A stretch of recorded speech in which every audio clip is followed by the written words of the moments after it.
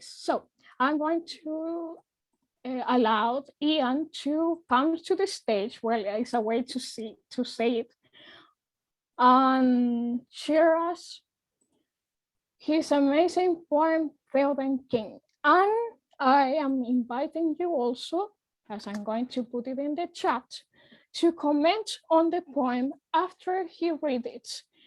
Don't be shy. And for example, if you love the poem but you do not want to say, what we usually do in my local reading group is to highlight a stanza of that touches or the soul of the poem, a stanza that cannot be taken out. So after Ian reads, I invite you to ask questions, give comments, and there is the link for the anthology if you do not have it or you haven't seen yet. So come on, Ian, welcome to the stage. We hear you. Thank you. Coming through okay? All right. Yes. So my poem is Theoden King. At Hornburg's gate King Theoden holds, standing against the foes of the mark. Hear Helm's great horn cry, fierce his charge to meet, Mithrandir and Erkenbrand. Man and orc fall at the sting of his spear, blinded by the dawn of his shield. Theoden King rides forth from Hornburg. To Gondor now, Isengard has fallen. Muster now, fair rider, man and horse are needed. To Dunharrow our king awaits, the red arrow calls us to Munburg. To aid our brothers in need, Theoden King rides to Gondor. Pelennor fields and smoke and flame lie before the Lord of the Mark. Horn burst asunder and snowmane flies. The serpent's captain falls by Thangol's son. Steel-crowned and steed of worm, the black-robed Nazgul prince attacks. Crushed by snowmane, felled by dart, Theoden King falls before Munburg. From Mindoluan's shadow to the Golden Hall, Lord Theoden rides to his rest. Upon his mound the Cymbalmin blooms, to await with his fathers the time of need.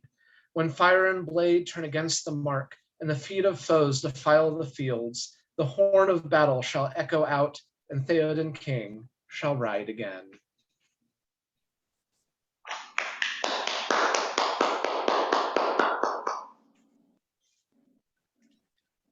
Amazing. Say thank you, Ian. Ian, sorry. Sorry, I have here the two types. I don't know if anyone has a question for Ian about the poem, a comment.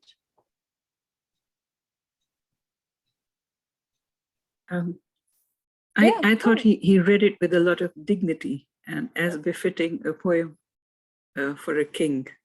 So I liked his way of reading. I would have to actually read it, which I didn't, to really appreciate it. But yes, it was well done. Thank you. Indeed. I completely agree. Thank you, Sultana, for your comment.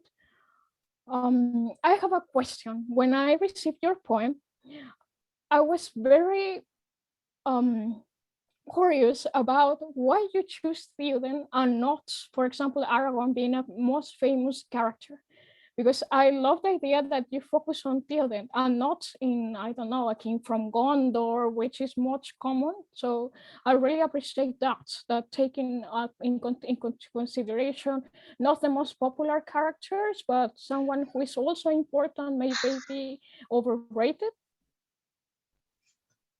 Yeah, well, I'm always moved by the descriptions of Rohan. And, you know, one of my favorite parts is when Rohan arrives at the Battle of Pelennor Fields. That's, you know, I love that part of the book. I watched that scene of the movie before I go on a run. But I thought it'd be really neat to imagine, you know, someone of Rohan, maybe even centuries later, the legend of Theoden, you know. How is he remembered as this great hero of his people? You know, and of course the focus of the story, right? And so what would that look like? Okay. Well, Miss, here in the chat, you have Catherine said that he's also his favorite character, definitely not overrated, and his restoration to straight and then in the battle is phenomenal. Yeah, you're right. I was just saying that because I don't know, in my personal experience, people never told me about Theoden, but Aragorn, and I don't know the other ones from Numeron. So I'm very happy to hear that he's not overrated at all. Here you have Dinah saying Theoden is a heroic character, and you did him justice. You have amazing comments in the chat. If you want to just open your microphones and talk, you can do it. Don't be shy. I'm not the only one speaking here in this section, so don't be shy if you want to comment something. Are there any comments you want to give? Yes. As a non-native English speaker, I really like how you select the words because it is a really high literature, but as well, we can understand it and feel related to it. I really like it and enjoy your poem. It's really good. Thank you. Ghost Day? Sorry, it's not right. Thank you very much, Ian, for your nice reading. And I think you wrote it yourself. It's very beautiful. My question is about your title. I mean, it's kind of interesting. You put king after Theoden. I mean, you obviously did it on purpose. Can I ask the reason? Instead of King Theoden, you wrote Theoden king. So is there a specific reason for that? Honestly, when I first started thinking of the line, or started thinking of the poem, the lines that kept sticking to me was the last line of each stanza. That's really kind of what I had thought of first. And, Theoden King, just, it kind of has this, I don't know, it just flowed in my head well. And so each stanza, I kind of wrote the last line of that first and then built the stanza after that. And because it sounded like it fit, the rhythm fit a lot better.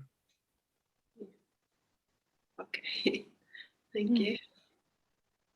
Thank you. Anyone else? I just want to comment, at least in the films, doesn't Gandalf say at one point, Theoden King? That kind of stuck in my head. So that's probably why there are more than one characters who do that. Sorry, didn't mean to interrupt, Ian. No, that's probably why it stuck in my head, is because I've heard it from the movies. But. Does anyone want to add anything? No? No, I think everybody's been doing a great job, and there's good, Okay. good info in the chat as well. In the chat, yeah. Lori yeah, says please. that it's a very Anglo-Saxon Old English way of addressing, and I would agree with that for sure. Well, one other thing I thought of actually this morning when I was practicing the poem, when I was younger, I was obsessed with history. I'm still obsessed with history. And one of my favorite poems was Alfred Lord Tennyson's Charge of the Light Brigade. And I kind of had the thought as I was practicing the poem, I think I maybe subconsciously modeled a little bit the rhythm of that in this. Maybe, at least that's just what I thought of. I don't know if anyone else could see that outside of my head. Yeah. Catherine, it's making a question in the chat. You cannot miss it. Well, sorry, I was going to say that my podcast community, we are about to read the Muster of the Rohirrim for the first time, and so I was hoping we could borrow this and read it in our study of that. Would you permit that, please? Yeah. Thank you. If you want to find it, it's our podcast is A Sacred Fellowship. Oh yeah. I've listened to a couple of the episodes. But Thank you. thank you for wanting to use my poem. That's. Well, before we go to another participant, I want to tell you that now that Ian read the Theoden King poem, it was very interesting this year because it seemed as if you just talk together before submitting, because, for example, then you will find Monique's poem on Eowyn, which seems to be complementing perfectly to Ian's poem. And then you have, for example, Sultana Rasa's poem with Task Cooper's Gollum. So they give perspective from different characters in a very, very interesting way, as you will see in the anthology. So now, thank you, Ian, once more. A big applause to him, and the best of luck in your talk. So everything will be perfect, and lots of energy for what's come next. And now, welcome to the stage to Sultana Rasa.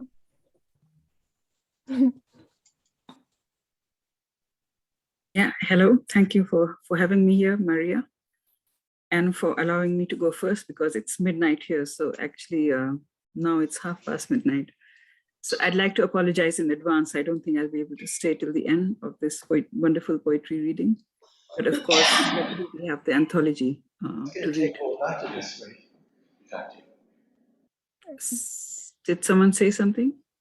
No, it's the Tolkien Society. I think So we're just saying it's nearly midnight here as well. We need to get through all these poems.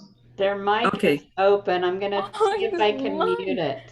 I'm going to try to mute it for you. Okay, right. We have to keep going, yeah. I also want to say I may not be able to catch all the papers in the morning, so I apologize for that. And I also want to say, well, a special request. I don't know if Maria wants to have an open mic right at the end, because I heard some very good poems during the Oxonmoot by somebody who is not listed to speak, but if you want to invite people to have an open mic at the end, you may get a nice surprise. But I don't want to put that person on the spot, so that's up to him. Okay, I've said enough. So here goes. So this is Frodo's Fate, and this poem was first published in the Peter Rowe series of the Tolkien Society Seminar Conference Proceedings in 2012. So it's not really a new poem, but it's been sleeping in my PC for many years before it's coming out again now. So Frodo's Fate. A special hobbit blessed by grace was thought to be the best of his race. Spun with silver, wrought with gold, his heart was truest in days of old. Friendly and bright, he always stood out, misread by hobbits slow and stout. He dreamt of adventures far away, little knowing what fate held in sway. He was noticed for his elvish looks, when his head wasn't buried in books. From Bilbo he inherited a ring unique, evil and dangerous, no mere antique. The ring unleashed an urge so strong, the wise could not resist it for long. Elven armies couldn't have contrived to destroy the ring had they strived. The elves were helpless, the wizard too. No man or dwarf had a heart so true. So Frodo proposed to bear the ring. To save the Shire, he'd do anything. To have the strength to fight himself. To be truer than the mightiest elf. To move away from Rivendell's light. To cross through various shades of night. Come hail or rain, come dark or shine. He walked a straight and narrow line. With stolid Sam plodding behind, he pushed through the forests of his mind. Merry and Pippin unwarily chose to go through the fellowship's highs and lows. Frodo inspired an uncrowned king to help him destroy the evil ring. Gimli the dwarf traveled far and wide, fought with Legolas by his side. No respite would the fellowship find to their fates, were they all resigned. Ravaged by grief for Gandalf the Grey, despair did not take Frodo for its prey. With no false ego to limit his view, he saw through Gollum's words untrue. The ring tried to feed his need for power, to lure him back to the evil tower. Though Frodo showed a resilience rare, it took hold of him slowly, unaware. The descent into madness, a slippery road. Very hard he struggled to bear his load. Galadriel gave him a file of light that lit up even the depths of the night. Pushed by the elves, pulled by one ring, he resisted every malevolent thing. Yet the ring duped and fogged his mind. Slowly all reason he left behind. What did Shelob really desire? His golden heart or the ring of fire? Did the harsh and rocky road reflect his inner doubt, fear, and defect? He finally brought it to Mount Doom through endless leagues of despair and gloom. But his resolve wavered in the fume. He'd lost himself in his mind's broom. Hanging on to reason by just his nails, he held the fate of numerous tales. No matter, he couldn't throw it away, for madness stirred that in Gollum lay.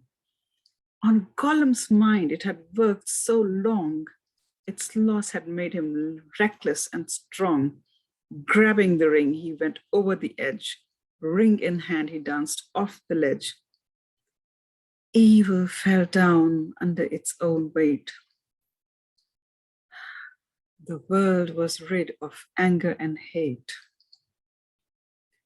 Self-destruction was forged in the ring, brought about by a hobbit and a king.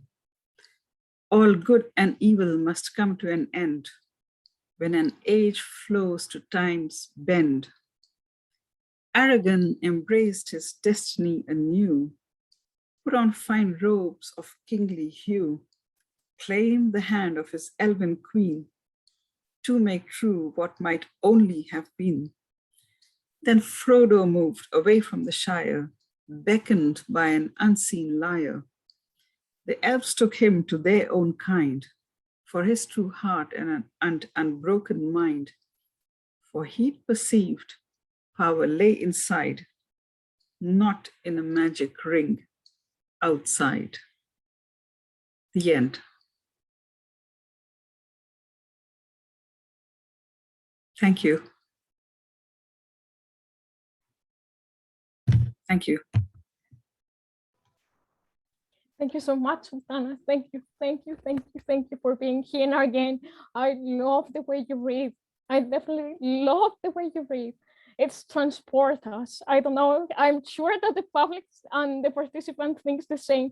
It's just magical. It's just hearing the story keep going on, and then you feel all the emotions and the suspense you give. It's sublime. That's the perfect word. Yes, the romanticism sublime. Of course, not Plato or Aristotle. I'm talking about romanticism sublime. That sublime that fills the heart and makes you just feel that if you didn't want to be anywhere else in the world.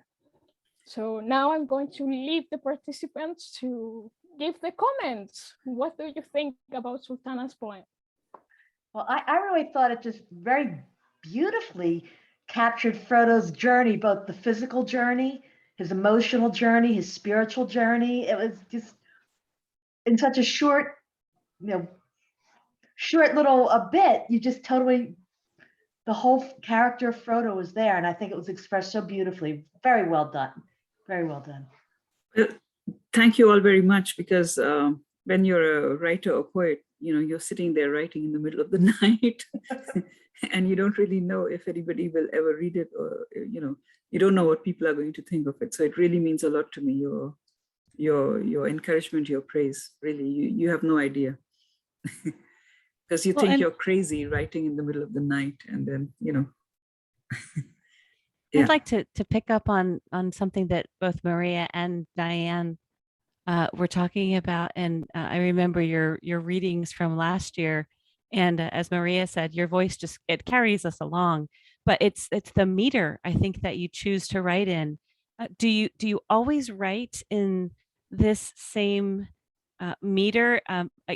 I hear your voice in that meter a lot when I'm reading other things written in that meter, and I don't know if that's a good thing or not. I think it is, but I find it amazing that you can, as Diane was saying, put so much into this rigid structure.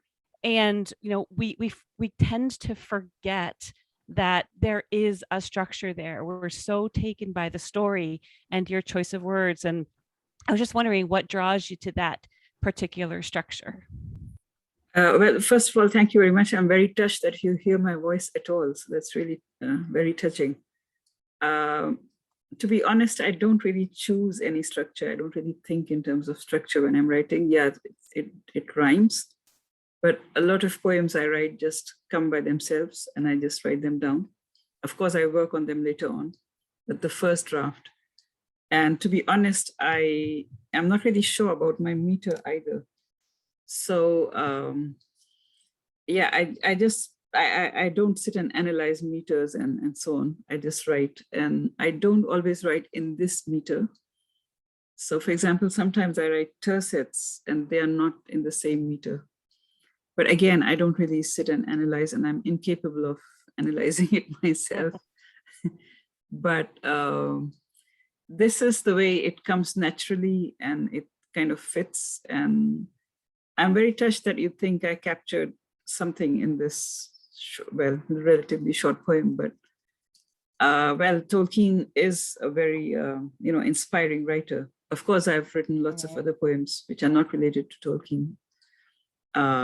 However, for me, it was not difficult to summarize. I see it as like a simple poem in one way. And it's not really that difficult to summarize Tolkien because, you know, we've read the books, we've seen the films, we are, you know, there's this whole fandom that's helping us. I've learned so much through Oxonmoot. So yeah, it's really very, very, very encouraging. Also the fact that you remembered something from last year. Thank you very much.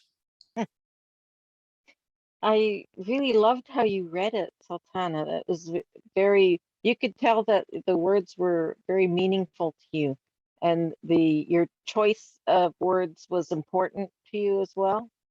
So you could feel that emotional connection as you were reading it, and that's what makes a good poem. Yeah, thank you. I always think that if an actor reads my poem, it's a lot better. Because I've written a whole play in verse, and I once had a group of about 12 actors reading it, and that was amazing. They do such a wonderful job. So I personally don't think I'm such a good reader, but thank you. And regarding the choice of words, well, when I'm writing, I don't really think of that at all. It just comes and I write it, and that's it. Afterwards, if I'm revising, and this poem, I didn't really have to revise too much. Then maybe I can think of choice of words, but most of the time I write instinctively. Martha, yes, come. Thank you, Fer. Congrats, Sultan. I completely agree with Lori. I too remember from last year. It was very, very touching, very moving. And it's not a comment, it's rather a question. Now that you were mentioning about your play performed by actors, is it available somewhere in YouTube or in any other? No, unfortunately, it's not available on YouTube. It's just, it was done in a house. There's a group here in Luxembourg called the New World Theatre Club. And they have a play reading almost every month or every 2 months. And this was before COVID. So we were actually sitting down in someone's home at a table, very close to each other. And there were around 12 actors, and they kept changing roles. And I do have one thing recorded on radio, but that's not a poem. That's like a mini play, fantastical. But thanks for the question. Don't miss the chat. In the chat, there are many other comments. No. Your poem gives me the vibe of a medieval song. Well, thank you. I'm very, very touched. And regarding emotions, well, yeah, I mean, Tolkien's writing touches us all in some way or the other. So I feel emotional when I think of Frodo and his struggle and, you know, all the fellowship and so on. And I think that's what comes through in this poem. So yeah, it's Tolkien who's the starting point, at least for this poem, and the wonderful characters he created. So hats off to the professor. Sultana, I really enjoyed your poem and you read it very beautifully. The ending is amazing. You know, the final two lines, for he had perceived power lay inside, not in a magic ring outside. So there's a message here as well, and I liked it very much. But that's my interpretation of what one of the messages of the story might have been. So, and I really am very impressed by, I think I love Frodo and he's the best character for me in the books. I also like Aragorn a lot, but for me, Frodo is the spiritual hero of the story. And in 2012, in this conference proceedings, I did manage to publish one paper about Frodo and his journey. So yeah, I mean, Aragorn is the physical hero of the story. There's no doubt about that, but Frodo is the spiritual hero, I think, and the sacrificial hero as well. So yeah. I have a question for you, Sultana, and it came to my mind last year, but I didn't have the chance to make it to you. So now I think it's the moment, and as you are the one that is in charge with Global Tolkien, I always wonder if your cultural background being from India influences the way you write poetry. Because, for example, it seems to me, maybe I'm wrong, but when I read Indian scholars, Indian scholars, I always love the writing style they have, because it's not just describing theory, but they are very, especially in the way they describe emotions. For example, Vanda Shiva, please forgive me if I am pronouncing her surname bad, but she's eco-feminist. And if you compare it with I don't know, Kristeva, for example, it's quite different in the way she describes the own theory. It's more orientated. Sorry, can you repeat the name of this writer again? We seem to have lost Maria Fernanda for a minute. Yeah, I think she. She's back. She's back. There she is. Sorry, Maria Fernanda. Can you repeat the name of this person, of this writer? No, I went away. Wait me a second, and I'm going to fix this thing, because I think the timing that this thing goes bad in the timing. There I am back. Thank you for telling me. I was asking you about your cultural background, if it is more, because I wonder if your narrative style, like your writing style, is influenced by you being from India. Because, for example, when I compare scholars from India and scholars from other places of the world that write in English, the other ones are less like, they use less imagery, less sensations. They are more like, I don't know, as we see in Chile, more hard, instead of being more like appealing to the sensations, to the emotions, to the human sensation. And they are much more related with nature. I don't know if I'm making sense, but it's very different in the way I understand them when I'm reading them. Yeah, you're making a lot of sense. I understand exactly what you mean. So yeah, in fact, growing up in India, we are exposed to film songs, for example, and a lot of these film songs are, at least in the 50s, 60s, 70s, were based on very high-flown Urdu poetry written by very well-known Urdu poets. Urdu is a language in India. It's a major language. It's also the national language of Pakistan. So it has Hindi, Sanskrit, Arab, Persian mixed together in Urdu. And Hindi and Urdu are quite similar, actually. So if you understand one, you can easily understand the other. And so, yeah, we are exposed to songs since childhood, and all these songs have a certain meter and rhythm. And most of the time they have rhymes. You may have heard of the word ghazal, Ghazal. A lot of writers in English are now writing ghazals as well, although it's their interpretation of what a ghazal is.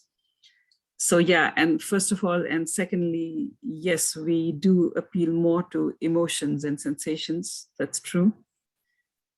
We still have that in our culture.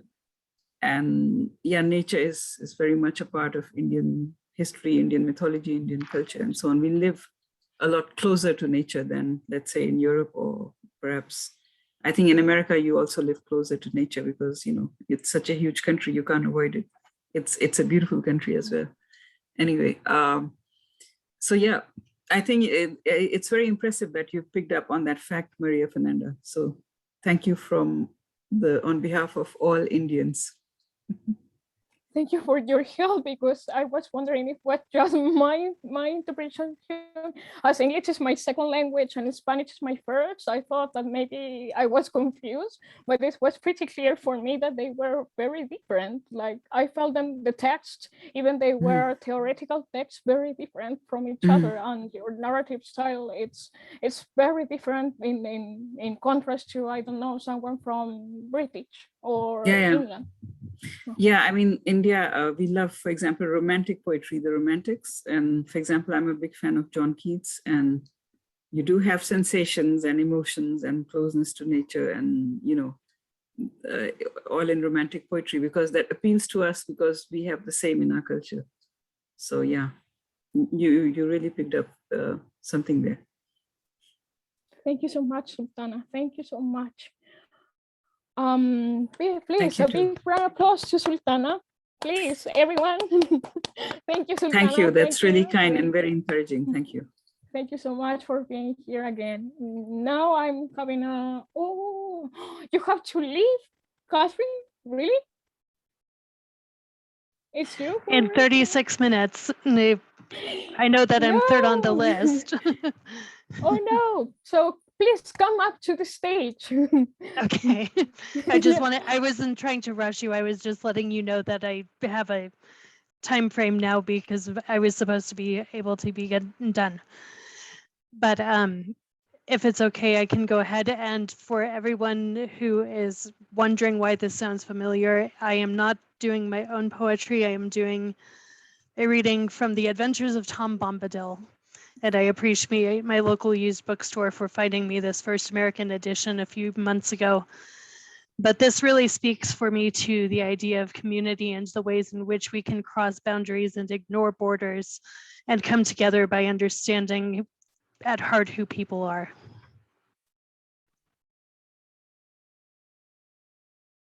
No, you mute yourself. We cannot hear you. No. Can you hear me now? Yes, no, yes. Did you hear any of the stuff I said? No. I was going to say that I am reading from The Adventures of Tom Bombadil, and this is a poem called Perry the Winkle about the ways in which we can come together as a community without having consideration for borders or for differences in background. And so we can learn some lessons from this little Winkle, as well as the troll. The lonely troll, he sat on a stone and sang a mournful lay. Oh why must I live on my own in the hills of far away? My folk are gone beyond recall and take no thought of me. Alone I'm left, the last of all, from weather top to the sea. I steal no gold, I drink no beer, I eat no kind of meat. But people slam their doors in fear whenever they hear my feet.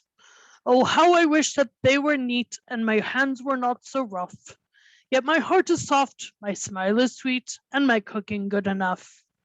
Come, come, he thought, this will not do. I must go and find a friend. A walking soph I'll wander through the shire from end to end. Down he went, and he walked all night with his feet in boots of fur, To delving he came in the morning light, when folks were just astir. He looked around, and who did he meet but old Mrs. Bunce and all, with umbrella and basket, walking the street, and he smiled and stopped to call. "Good morning, ma'am. Good day to you. I hope I find you well." But she dropped umbrella and basket too, and yelled a frightened yell. Old Popham Mayor was strolling near when he heard that awful sound. He turned all purple and pink with fear and dived down underground. The lonely troll was hurt and sad. "Don't go," he gently said. But old Mrs. Bunce ran home like mad and hid beneath her bed. The troll went on to the marketplace and peeped above the stalls. The sheep went wild when they saw his face, and the geese flew over the walls. Old Farmer Hog, he spilled his ale. Bill Butcher drew a knife, and Grip, his dog, he turned his tail and ran to save his life. The old troll sat sadly and wept outside the Lockhole's gate, and Perry the Winkle, up he crept and patted him on the pate. "Oh, why do you weep, you great big lump? You're better outside than in." He gave the troll a friendly thump and laughed to see him grin. "Oh, Perry the Winkle boy," he cried, "come, you're the lad for me. Now, if you're willing to take a ride, I'll carry you home to tea." He jumped on his back and held on tight, and "Off you go," said he. And the Winkle had a feast that night and sat on the old troll's knee. There were pikelets, there was buttered toast, and jam and cream and cake, and the Winkle strove to eat the most, though his buttons all should break. The kettle sang, the fire was hot, the pot was large and brown, and the Winkle tried to drink the lot in tea, though he should drown. When full and tight were coat and skin, they rested without speech, till the old troll said, "I'll now begin the baker's art to teach, the making of beautiful cramsome bread of bannocks light and brown, and then you can sleep on a heather bed with pillows of aloes down." "Young Winkle, where have you been?" they said. "I've been to a fulsome tea, and I feel so fat, for I have fed on cransome bread," said he. "But where, my lad, in the shire was that?" "Or out in Bree," said they. But Winkle he up and answered flat, "I ain't a-going to say." "But I know where," said Peeping Jack. "I watched him right away. He went upon the old troll's back to the hills of far away." Then all the people went with a will, by pony, cart, or moke, until they came to a house in a hill and saw a chimney smoke. They hammered upon the old troll's door, "A beautiful crimson cake! Oh, bake for us, please, or two or more. Oh, bake!" they cried. "Oh, bake!" Go home," the old troll said. "I never invited you. Only on Thursdays I break my bread, and only for a few. Go home, there's some mistake. My house is far too small, and I've no pikelets, cream, or cake. The Winkle has eaten all. You Jack and Hog, old Bunce and Pot, I wish no more to see. Be off, now all the lot. The Winkle's the boy for me." Now Perry the Winkle grew so fat through eating of cramsome bread, his waistcoat bust, and never a hat would sit upon his head. For every Thursday he went to tea and sat on the kitchen floor, and smaller the old troll seems to be as he grew more and more. The Winkle a baker great became, as still is said in song. From the sea to Bree there went the fame, but it weren't so of his bread both short and long. But it weren't so good as the cramsome bread, no butter rich and free, as every Thursday the old troll spread for the Perry with the Winkle's tea. Thank you.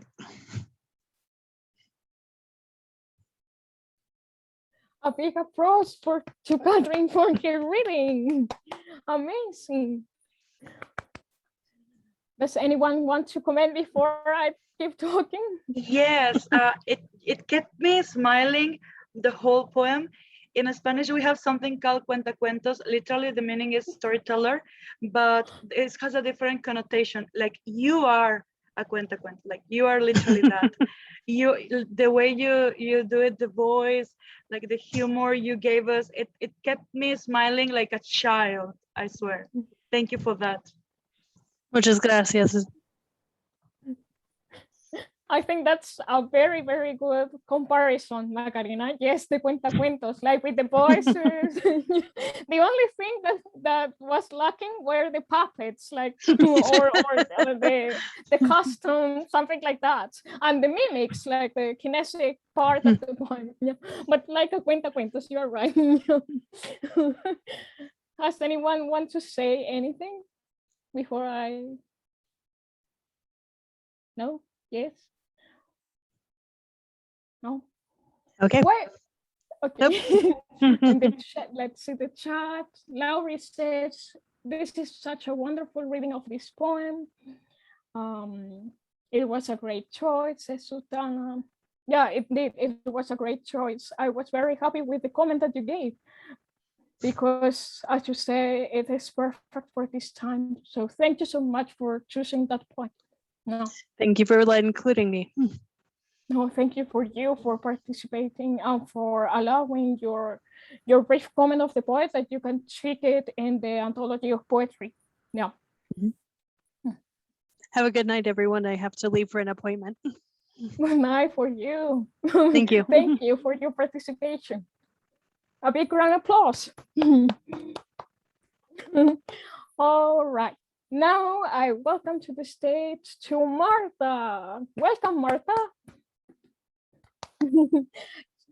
Hola, Fer. Hello, everyone. Thank you so much for having me here, and thank you everyone for joining us. It's really a celebration for Tolkien lovers and for poetry lovers. It's a beautiful idea, Fer. So we're so happy to be together again. Well, I don't know if you are going to say something about the poem and the translation, or should I just? I was going to ask you that, in fact, because not all of us or not everyone here knows Spanish. So I was going to ask you if you can give us like a brief comment on the translation and explain how you did it, how you choose the words or the process that you did. And then if you could share us the translation and talk and read the translation, please. Yes, I think if you agree, Fer, I would probably like to read the English, the original version first, Tolkien's poem, and then we can listen to my Spanish translation and see what you think of it.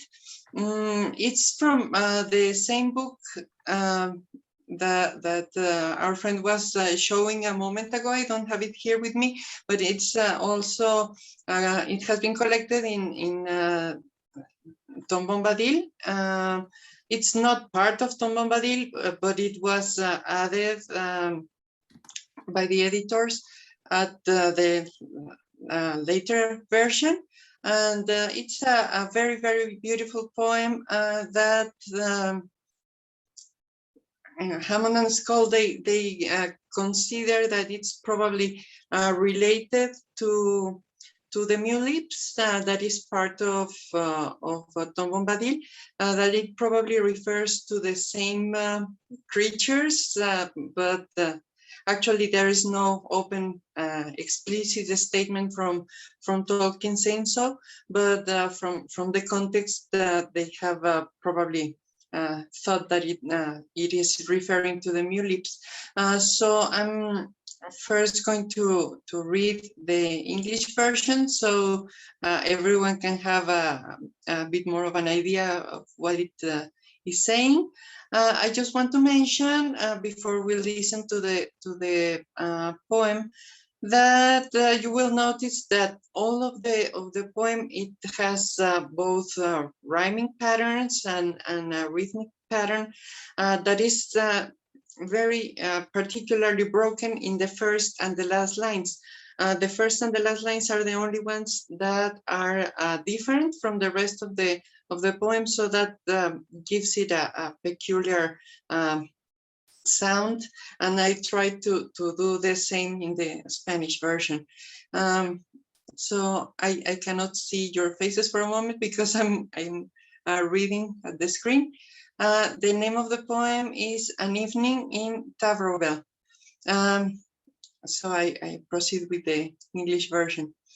"'Tis the time when May first looks towards June, with almond-scented hawthorn strewn. The tremulous day at last has run down the gold stairways of the sun, who brimmed the buttercups with light, like a clear wine she spilled bright. And gleaming spirits there did dance and sip those goblets' radiance. Now wane they all, now comes the moon, like crystal are the dewdrops strewn. Beneath the eave, and twinkling gems are hung on the leaves and slender stems. Now in the grass lies many a pool, infinitesimal and cool, where tiny faces peer and laugh at glassy fragments of the stars, about them mirrored, or from jars of unimagined frailty quaff, this essence of the plenilune, thirsty, perchance, from dancing all the noon." Well, that is Tolkien's original poem, and it's so nice, so musical, right? So I hope I didn't betray it so much in the Spanish version. I'm going to read the Spanish version right now. Una noche en Tabrobel. Es el momento en el que mayo ve asomarse a junio, los espinos bañados de aquel aroma a almendras. Ha descendido al fin, trémolo, el día las escalas doradas del gran sol, quien de luz los ranúnculos dorados desborda como pálido licor. Bebiendo de sus cálices el brillo, danzan espíritus de resplandor. Ya menguan todos y llega la luna. Las gotas de rocío como cristales se esparcen, cuelgan las brillantes gemas de las hojas y delicados tallos. Allí se multiplican los estanques con su frescor infinitesimal, en donde se reflejan sus caritas cuando se asoman y ven los fragmentos de las estrellas a su alrededor, mientras beben de frágiles vasijas la esencia de este plenilunio, quizás sedientos por sus tardes danzarinas. Eso es todo. That's it. Thank you very much.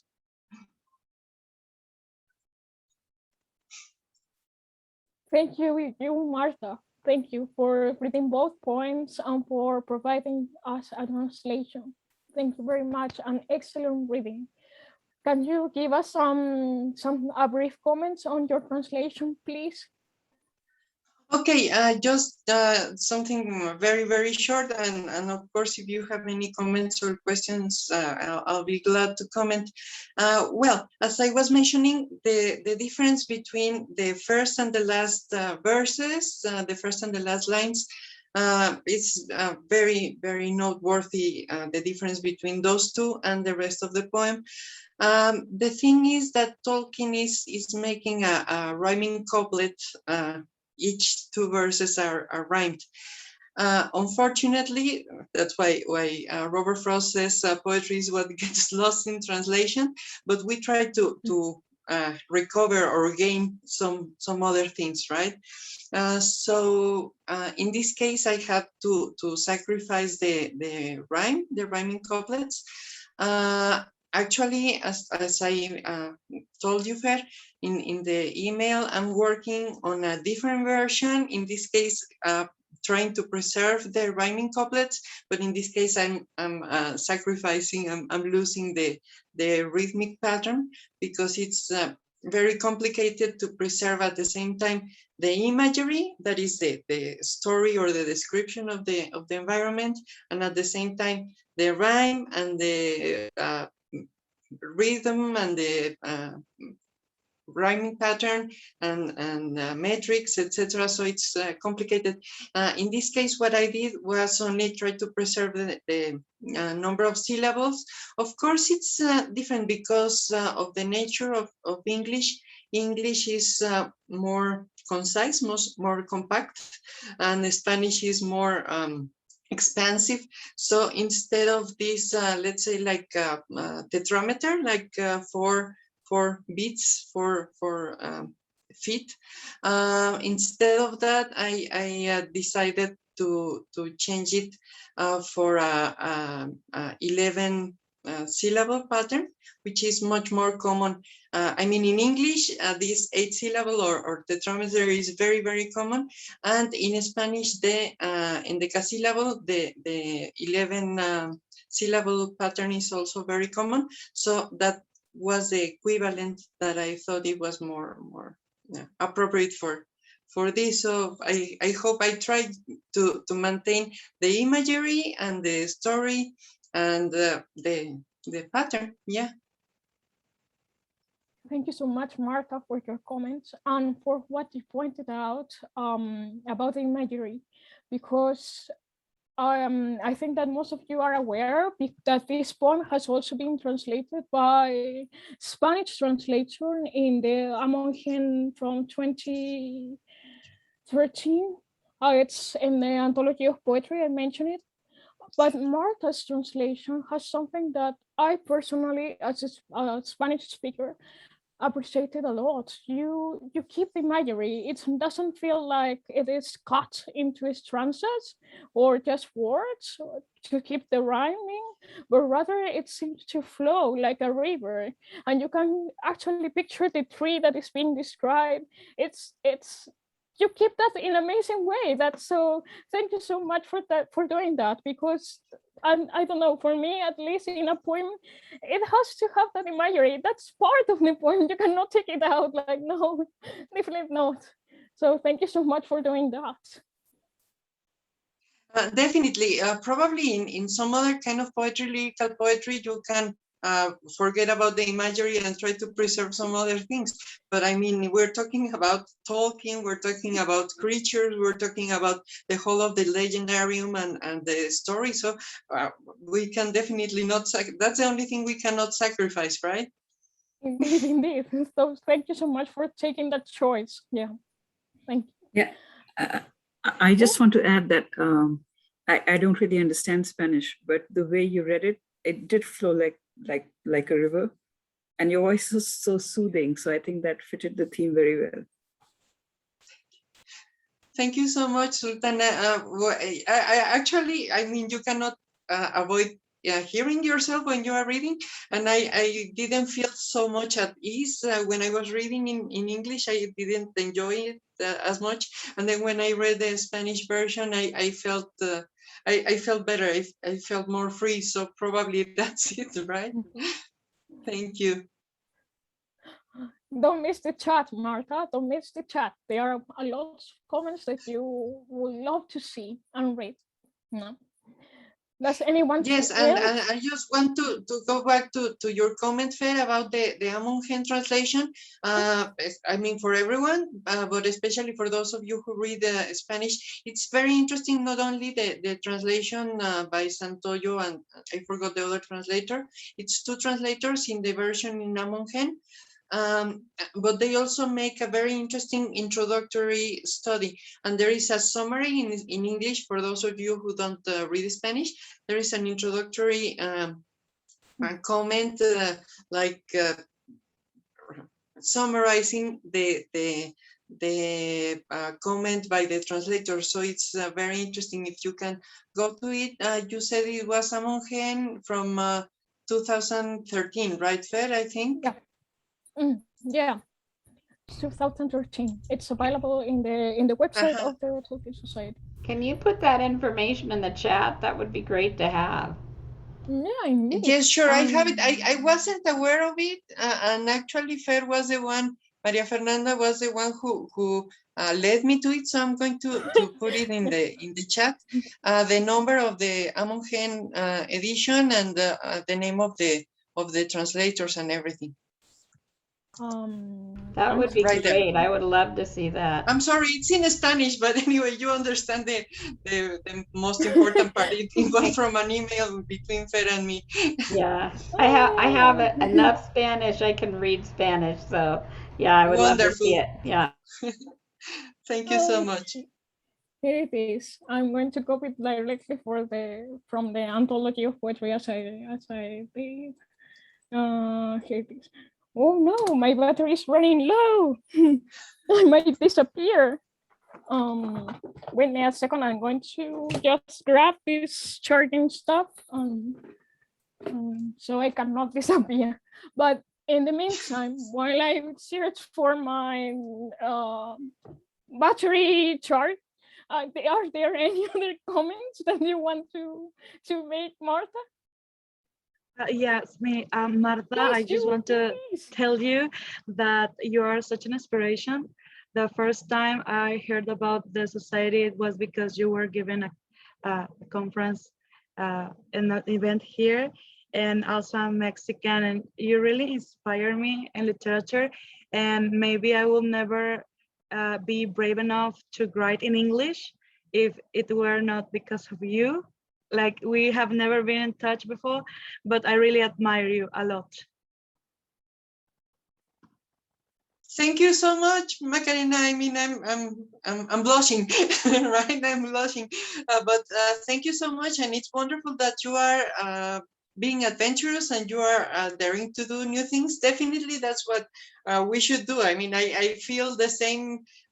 Just imagine, I mean, we from Mexico presenting here papers or poems or whatever it is in Oxford, it's really like a dream come true, right? So it's wonderful to be with all of you, knowing all these wonderful people. So great, wonderful. Thank you so much. So sorry, I'll say goodbye. It's 1:30 here in the morning. I'm very Thank sorry. you, I have to Sultana. tear myself away, Lovely but to see you. I'll see all your poems on YouTube on the recording. So thank you again, Thank you, Sultana. Maria Thank Fernanda, you so and much. everyone. Muchas Okay. gracias. Thank you. Enjoy the rest of the evening. Yeah. Bye. Have a good night. So, thank you, Martha. Please, a brief round of applause to Martha and her translation and her reading of the Spanish poem. Thank you very much. You will know more about her works in the anthology of poetry in case you want to learn more about her translation process, and she will be able to answer any question that you may have. That's right, Martha? Yes? Absolutely, absolutely. We can be in touch. I would be very happy to be in touch. No, thank you. Now I welcome to the stage Monique. Where are you, Monique? Are you there? Oh, welcome to the stage. Thank you for having me. Well, hi, everybody. I guess I'm talking. So I'm in Maryland, the United States. I'm dressed for the occasion. I don't know if you see, this is the Misty Mountains. There's a whole map of the Middle Earth, and but yeah, I love the character I'm reading about, so I'll just go ahead and read. It's called The Great Rider. I sweep straw from my sleeves, slide slippered feet into stirrups, hearing mother's rohiric lullaby through the mist of the mountains. I cannot sleep as evil reigns in Edoras, my free curls flouncing over the saddle. Past Rohirrim discussing the speed of orcs, who robbed me of a final ride with father.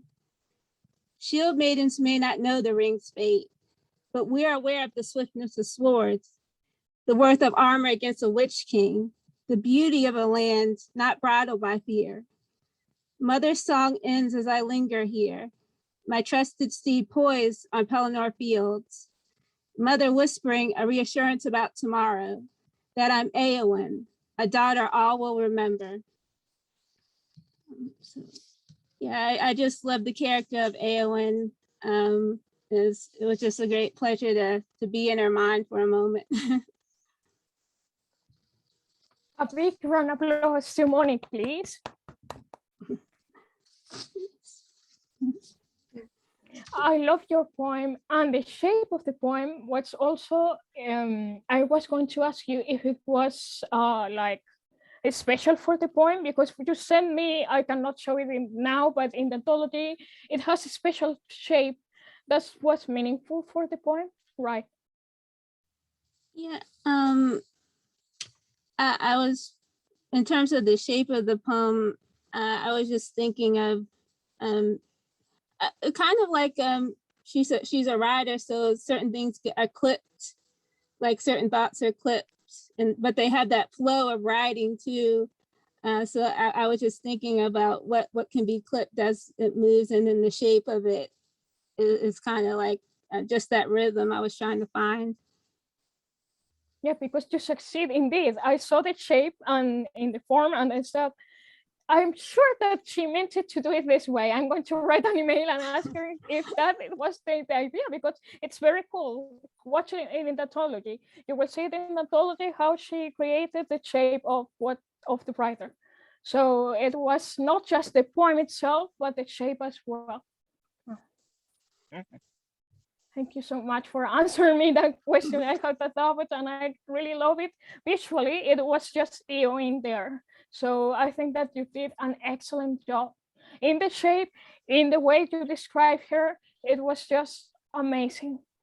I don't know if anyone wants to give a comment. That was I do. beautiful, Monique. It I was. really enjoyed that. And Eowyn is one of my favorite characters too. And you really nailed it. Well done. Well, thank you. The line about the orcs robbing her of a last ride with father, where did that come from? Because that, I think, as Donna said, that you nailed Eowyn so well, and there's so little in the books of her youth. That's an amazing line. So well done. It was great. Well, that was one of the joys of this poem, was going back and doing the necessary research about her parents, because like in the movies, you see her with Theoden all the time. And it's really wonderful, their relationship. I always wonder about her parents. So I looked at the supplementary research about her parents, and that line just killed me too, as I have to put this in, because just thinking about her being so young and losing her parents in such a short, in such a violent way too. So yeah, I definitely had to include that. And yeah, I love I'm wearing my Even Star necklace from Harwin. But yeah, I love all the females, but I really connect to Eowyn because she's not so magical and being our fantasy being, but she's a strong woman, and she makes the effort. She believes strongly in her kingdom, her people. So I just really connected to her, and any information I could find, I tried to incorporate into the poem.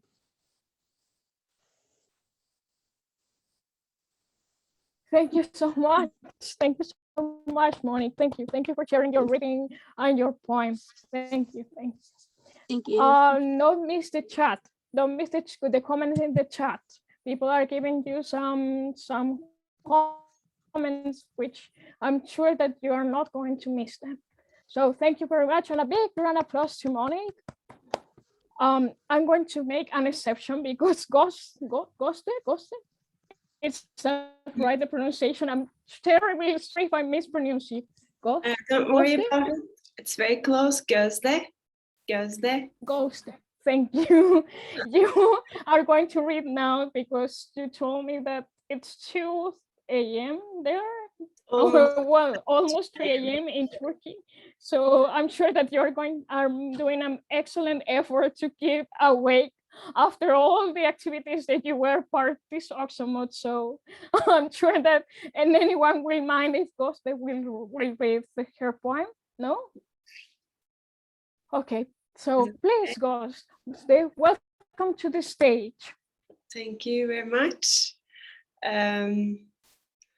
So this is, the title of the poem is Frodo's Lament for Gandalf. It's by J.R.R. Tolkien. When evening in the Shire was grey, his footsteps on the hill were heard. Before the dawn, he went away on journey long without a word.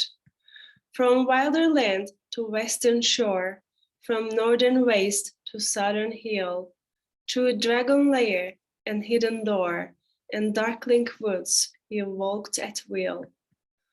With dwarf and hobbit elves and men, with mortal and immortal folk, with bird on bough and beast in den, in their own secret tongues he spoke. A deadly sword, a healing hand, a back that bends beneath its loads, a trumpet voice, a burning brand, a weary pilgrim on the road. A lord of wisdom, throned he sat, swift in anger, quick to laugh, an old man in a battered hat, who leaned upon a thorny staff. He stood upon the bridge alone, and fire and shadow both defied. His staff was broken on the stone, in Khazad-dûm his wisdom died. The finest rockets ever seen, they burst in stars of blue and green, or after thunder, golden showers came falling like a rain of flowers. So this is the end of the poem. Thank you very much. And thank you, Tolkien. Rest in peace. Thank you, thank you, thank you. See, it's very, very, very early in the morning or late, whatever you call it. But you did an amazing reading. Thank you so much. Thank you. Thank you, thank you. Who wants to comment on the poem? Well, I thought it was a great choice because I think it's really the only poem Frodo composes in Lord of the Rings. Yes. And that kind of makes it special. Other people, you know, they've, other than his, you know, man on the moon nonsense, but you know, this is his poem, and I really loved it. You read it beautifully, and thank you for picking that. Thank you very much. Thank you very much. And here Frodo is assuming that Gandalf the Grey died in Khazad-dûm, the Bridge of Khazad-dûm. So he is in grief and he is lamenting this unexpected death, and we can see his pure intentions and how sorry he is for the loss. Although, of course, Gandalf the Grey will then come later as Gandalf the White. So it's kind of, yeah, I like it. Yeah. And I'm happy that I could contribute to the poetry session. It's going really well. You're doing a great job, Maria. Well done. Thank you, thank you. Thank you, Gofte, for being here and for sharing your poem. And do not miss the comments in the chat, because before you go, please read the chat. Okay, thank you. Read the chat. So now I give a big round of applause to Gofte again, please, everyone. Thank you. And now I give the stage. I forgot the list. Wait me a second, because we made that change here. It was Donna Murphy, right? Donna, yes, welcome to the stage. Welcome to the stage to read with us. Thank you. Can you hear me? Can everybody hear me? Yes. Yep. Yes. Okay.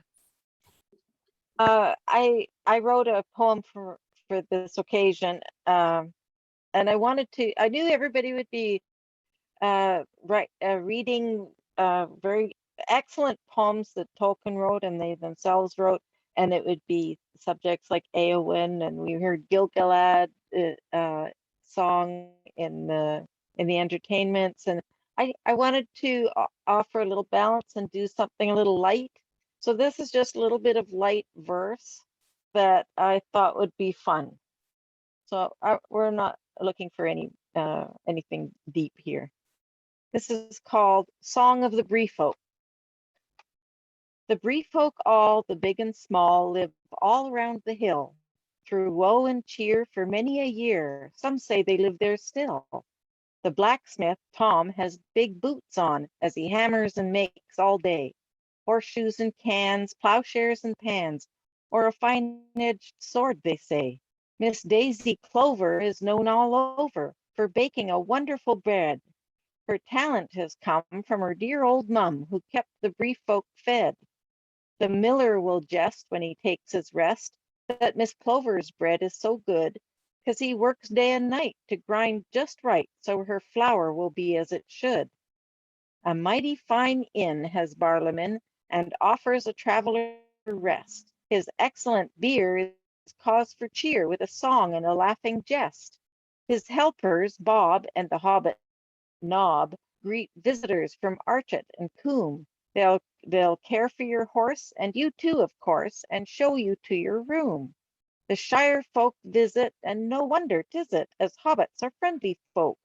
They sing and they laugh as their half pints they quaff, and share an old song or a joke.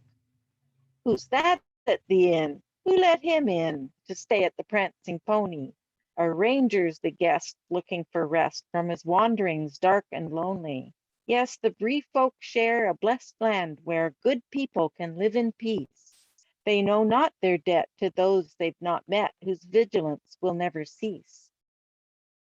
Come with me all, ye big and ye small, to Breeland we will go, to share in the pleasure of a land rich in treasure, not gold or mithril, but peace and goodwill, the greatest things people can know.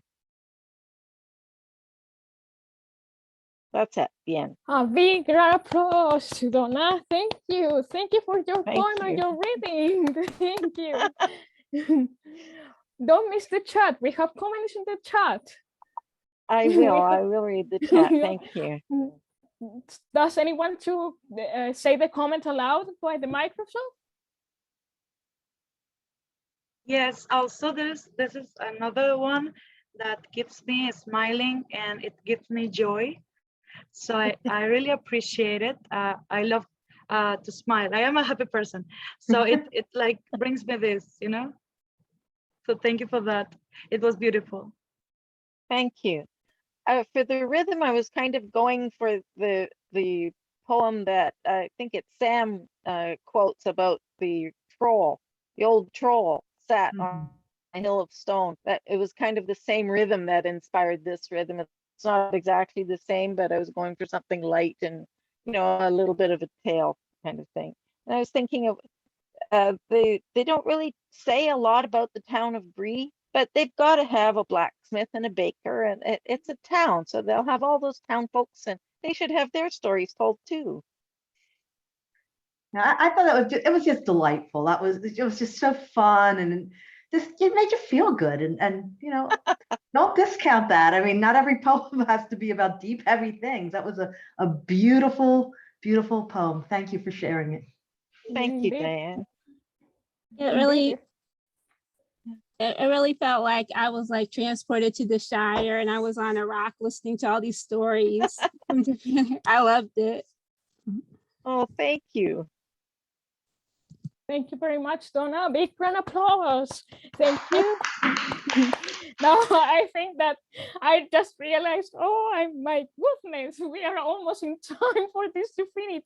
So we are going to try to make this quickly as possible. Oh no, so we have Pauline. I don't see her. It's Pauline there? Yes, or I am a bit. Pauline there? Hi everybody. Hello. Hello from St Anne's College in Oxford. Hello, Pauline. Come to stage. I didn't see you. I'm a bit in, I would say Chile, but nice to see you. It's just been a fantastic Oxonmoot. It's a pity you're not here with us, but it's really great to join you now online. And it's I've really enjoyed hearing your poems, and I hope you'll enjoy mine. This is just called, it's a bit more serious than the last one. It's just called J.R.R. And it's my attempt to write a poem about Tolkien and his work in the kind of form, alliterative verse form that you find in Beowulf and Old English poetry and a lot of his own poetry as well. So this was my attempt, so bear with me.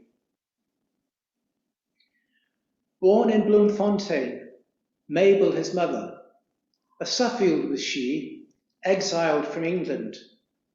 Arthur she wed, to Africa went, came back a widow with her 2 sons. In Sarehole she settled, brought up her boys. Much love she lavished, not long she lived. Gave him her faith and to Father Francis. Learning he loved, at King Edward's excelled. Fair Edith he fell for, Father Francis forbade, told him to wait if her he would win. Like the cruel elf king, loath to lose Luthien, sent off her suitor, Beren the bravest, to come back from hell and have in his hand a silmaril shining, fashioned by Feanor, hallowed by Manwë, by Morgoth seized. Finwë was slain, father of Feanor. The two trees defiled, left black and dead. Their light was sucked up, darkness spewed out. Ronald of Edith could not be robbed. To her he was wed, went off to war. His dearest friends died, slaughtered at Somme, by Balrogs beset, by darkness devoured. In the heat of hell, the heroes died. Ronald survived, lousy with lice, by fever afflicted, from fighting was freed. Home was the hero, in Leeds he lectured. Edith bore children, Ronald wrote books, became a professor, returned to his roots, deep inside Mercia, inside the Mark. And from his great mind, marvels emerged. Of hobbits he wrote, homely hole-dwellers, safe in their shire, unseen by Sauron, guided by Gandalf, Bilbo the burglar, with dwarves adventured, their gold to regain. Dead was the dragon, Bard the bowman his bane. With Gollum he gambled, wrestled with riddles, stole from Smeagol the one ring that rules. To Frodo the elf friend, the ring he relinquished, to cast in the chasm, in Mordor unmade. The might of its maker, mightiest in Middle-earth, by humble halflings cast down to doom. The Dark Lord defeated, the days of the king saw men the masters, but for elves their end. Their time was over, their power perished, when Arwen and Domiel lay down to die, alone in Lothlorien, last of her kind. Peerless professor, beloved Beren, with Edith you lie, with your own Luthien. Your spirit inspires us, your memory immortal. While this world endures, your words will remain. Eala Earendil, Engla Beortast, off her midden yard, Monum Sended, a light that shines on, though all other lights fail.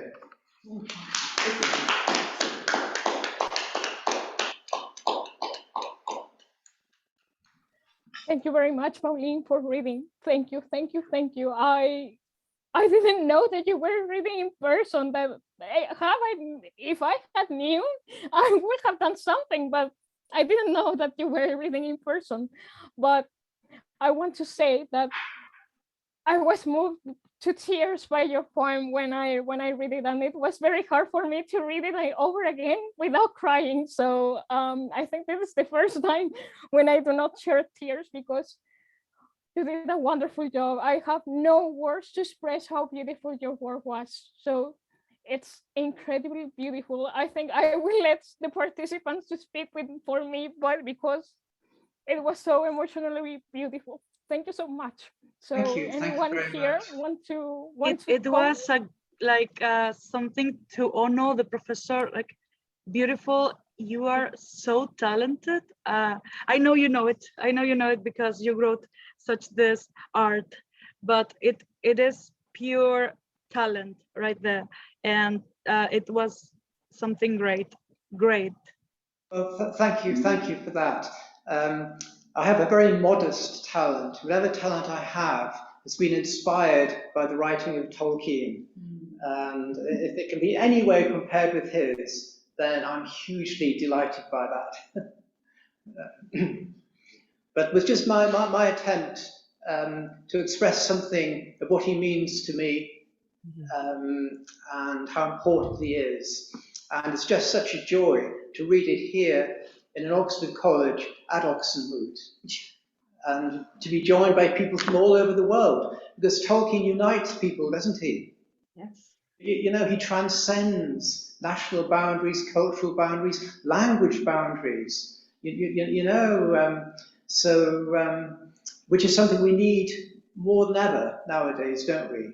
We all need the inspiration, that light that Tolkien gives. When the world is dark, that light still shines on and helps us, doesn't it? And it helps us to come. I've got two friends here who are going to read poems later. It helps us to come here to Oxford, doesn't it? And be refreshed by being part of this wonderful society. Thank you. You couldn't have it said better. Indeed, indeed. Thank you. We need that, and we needed your poem because your poem was amazing, incredibly amazing. I do not have words not in Spanish, nor in English, nor in any language I can know, because it's so nice, so beautiful. And please do not mean the chat. I don't know if someone wants to say the comments through the Microsoft. So Yeah, Microsoft, sorry.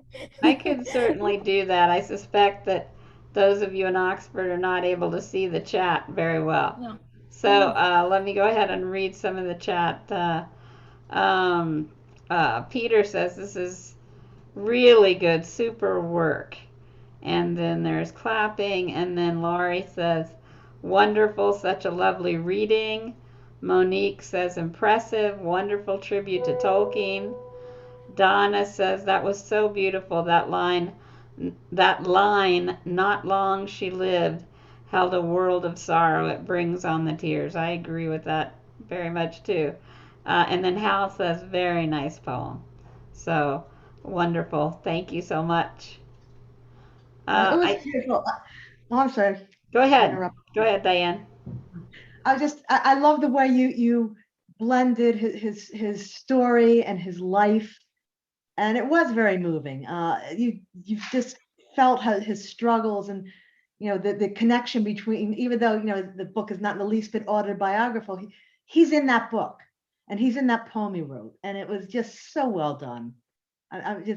You should be very proud of yourself. It was beautiful. Thank you. I just greatly enjoyed writing it, and it was a pleasure to be able to read it to you, and I'm glad if you enjoyed it as well.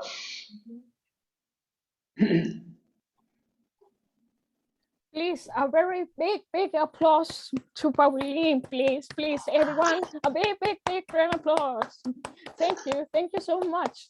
Thank you very much for waiting for your reading. I didn't know again that you were going to be there in person.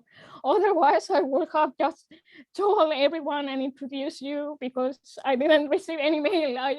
The last thing I saw, it was like everyone online. So I'm really sorry if I almost miss you. So I'm really sorry. And thank you so much. Thank you. It's getting kind of late here. It's 10 to 1 here. Yeah, indeed. Indeed. So thank you for doing the effort to be here with us and to share your amazingly beautiful poem.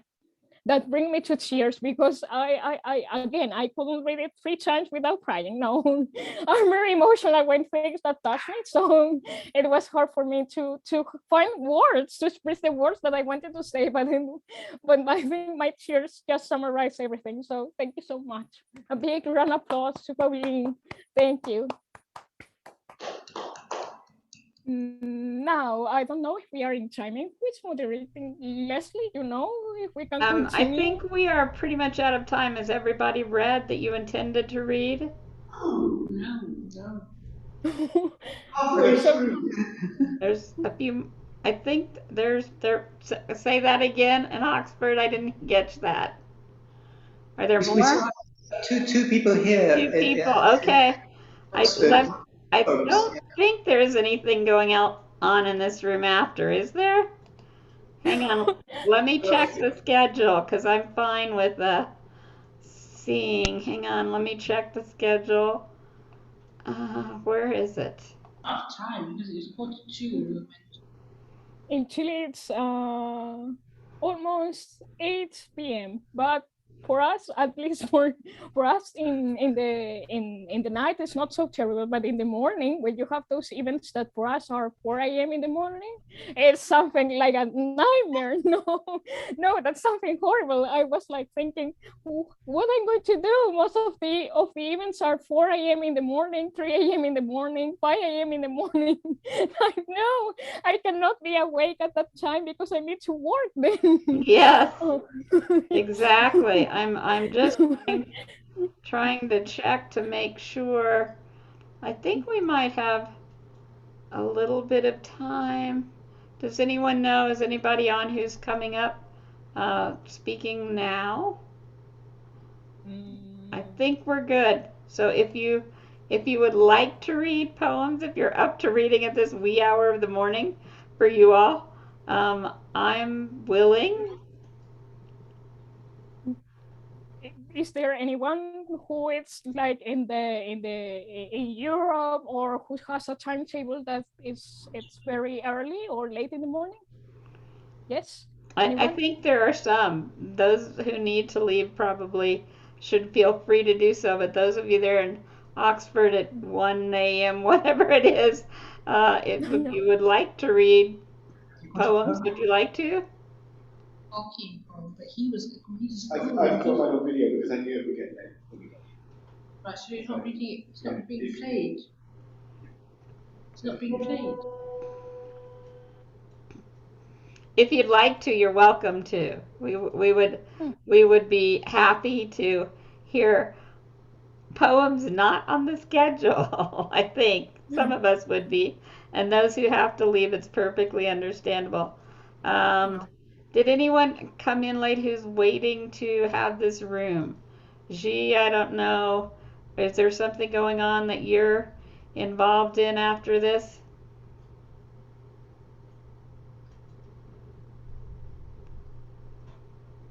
Your mic's open, G, but I'm not hearing anything. Hey, let's try that. How's That's that? better. Now I can hear you. No, my room is somewhere else. I wandered over here. Okay. I got everything set up over there for That's gaming fine. later. That's fine. Came over here. Okay, just according That's not me, not it. Okay. According to the schedule, we have a little bit of time if you would like to read. Those of you there in Oxford. Yes? No? No, you. No. Are you recording, Lingo? Okay. The sound is a little bit far away, but we can hear you. But just there we go. That'll probably be a good idea. There you go. Try it now. You hear me? Yes, that's great. Yeah. Go ahead. I'm going to try to read this poem off by heart, because I could read it off by heart before, but if I can't, I've got it here just in case. Right. Earendil was a mariner that tarried in Albernian. He built a boat of timber felled in Imbrethil to journey in. Her sails he wove of silver fair, of silver were her lanterns made. Her prow was fashioned like a swan, and light upon her banners laid. In panoply of ancient kings, in chained rings he armoured him. His shining shield was scored with runes to ward all wounds and harm from him. His bow was made of dragon horn, his arrow shone of ebony. Of silver was his habergeon, his scabbard of chalcedony. His sword of steel was valiant, of adamant his helmet tall, an eagle plume upon his crest, upon his breast an emerald. Beneath the moon and under star he wandered far from northern strands, bewildered on enchanted ways beyond the days of mortal lands. From gnashing of the narrow ice where shadow lies on frozen hills, from nether heats and burning waste he turned in haste, and roving still on starless waters far astray, at last he came to night of naught and passed, and never sight he saw of shining shore nor light he sought. The winds of wrath came driving him, and blindly in the foam he fled. From west to east and errandless, unheralded, he homeward sped. Their flying Elwing came to him, and flame was in the darkness lit, more bright than light of diamond, the fire upon her carcanet. The Silmaril she bound on him, and crowned him with the living light, and dauntless then, with burning brow, he turned his prow, and in the night, from other world beyond the sea, there strong and free a storm arose, a wind of power in Tamanel. By paths that seldom mortal goes, his boat it bore with biting breath, as might of death, across the grey and long forsaken seas distressed. From east to west he passed away. Through ever night he back was borne, on black and roaring waves that ran, o'er leagues unlit and founded shores that drowned before the days began, until he heard on strands of pearl, where ends the world, the music long, where ever foaming billows roll, the yellow gold and jewels wan. He saw the mountain silent rise, where twilight lies upon the knees of Valinor, and Eldamar beheld afar beyond the seas. A wanderer escaped from night, to haven white he came at last, to elven home the green and fair, where keen the air, where pale as glass, beneath the hill of Ilmarin, a glimmer in a valley sheer, lamplit towers of Tirion are mirrored on the shadow mere. He tarried there from errantry, and melodies they taught to him, and sages old him marvels told, and harps of gold they brought to him. They clothed him then in elven white, and 7 lights before him sent, as through the Calakirian to hidden land forlorn he went. He came unto the shining halls where when timeless reigns. Oh God, I forgot.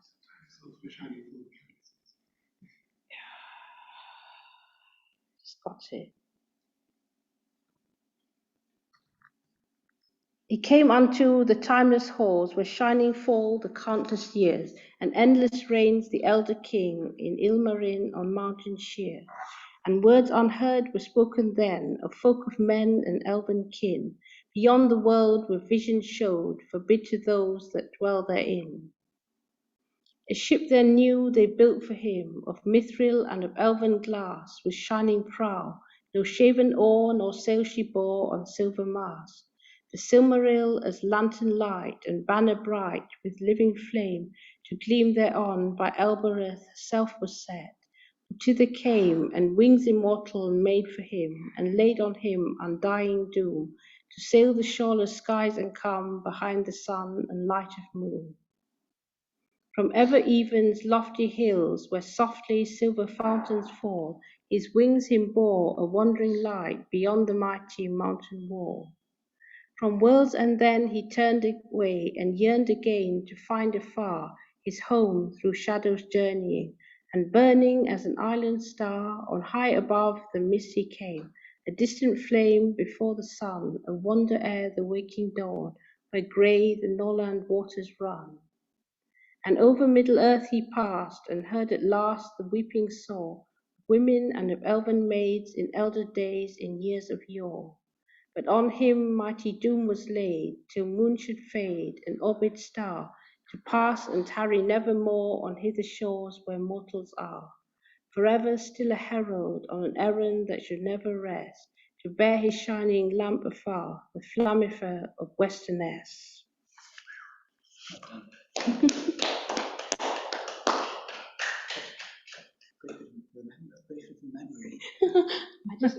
I knew I was right, and then I doubted myself at one point, and that's when it went wrong.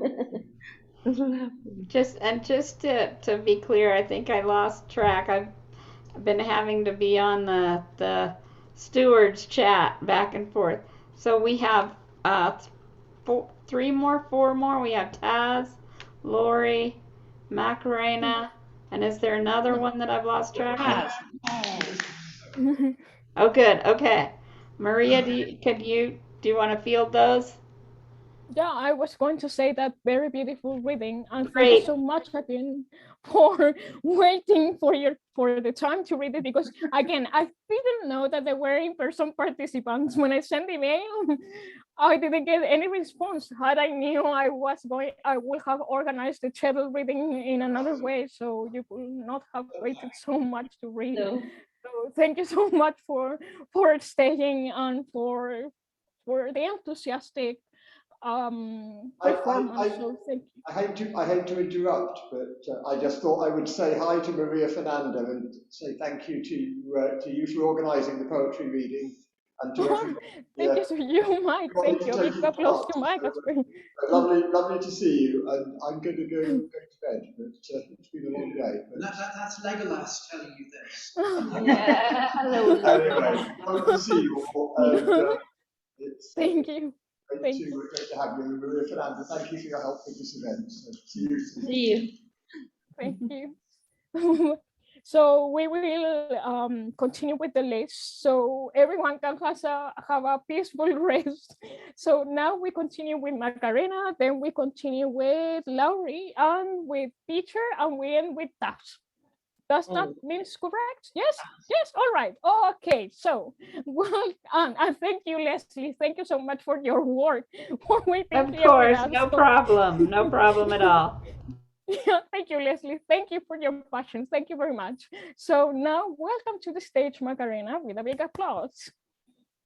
Thank you. So this poem is dedicated to my significant other, Diego, and it's called The Most Beautiful Creation of Eru Ilúvatar.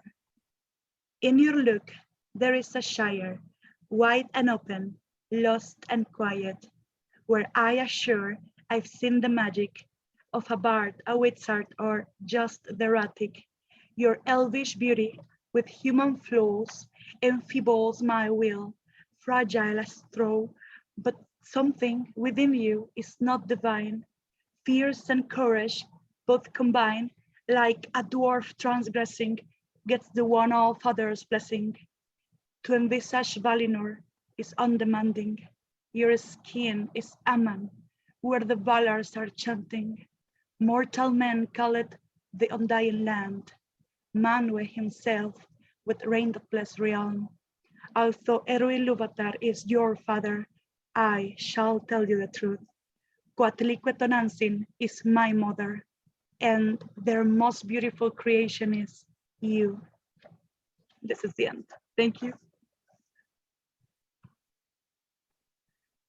Thank you, Macarena. Thank you so much. Thank you, and thank you for the explanation of your poem, because it's very like special. It's not just talking, but you also took some features about the Aztecs, right? Can you tell us more about that?